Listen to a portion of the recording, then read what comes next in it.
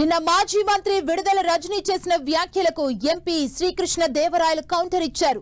విడుదల రజనీ గతంలో stone crusher సంస్థల్ని బెదిరించారన్నారు. అనేక మంది దగ్గర రజనీ డబ్బులు తీసుకుని తిరిగి ఇవ్వలేదన్నారు. 10 రోజుల క్రితం ఓ మధ్యవర్తిని పంపించి ఈ కేసును ఆపమని రాయబారం నడిపిన మాట నిజం కాదా అని ప్రశ్నించారు.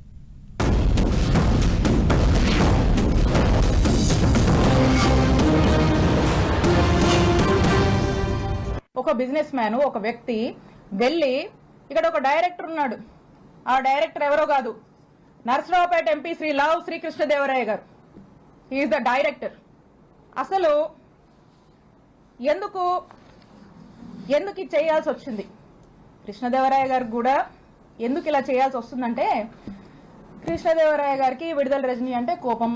నా మీద, నేను మాట్లాడేటువంటి ఫోన్ నంబర్ మీద, నేను వాడేటువంటి నంబర్స్ మీద, మా సిబ్బంది నంబర్స్ మీద, మా ఇంట్లో వాళ్ళ నంబర్స్ మీద ఒక 6 నుంచి 7 నంబర్ల వరకు కూడా కాల్ డేటా తీసే ప్రయత్నం చేశారు. కాల్ డేటా తీయాలంటే ఎఫ్ఐఆర్ కట్టాలి. వీటి మీద ఎఫ్ఐఆర్ కట్టి, ఈ సర్కిల్లో ఎఫ్ఐఆర్ కట్టి ఈ కాల్ డేటా తీశారు. మీరు చేసి ఇదేదో రెడ్ బుక్ రాజ్యాంగం నడుస్తూ ఉంది, ఇప్పుడు కేసులు పెడతా ఉన్నారు, నా ఎంట పడతా ఉన్నారు అని చెప్పి మీరు మాట్లాడటం అనేది సమంజసంగా లేదు. మీరు నిజంగా డబ్బులు తీసుకోపోయి ఉంటే నా దగ్గరికి 10 రోజుల క్రితం ఒక వ్యక్తిని ఎందుకు పంపించారు? ఈ కేసు ఆపండి, మేము ఎవరికైతే వారికి స్టోన్ క్రషర్స్ ఉన్నారో వారికి డబ్బులు ఇస్తాము అని చెప్పి మా దగ్గరికి ఎందుకు వ్యక్తిని పంపించారు?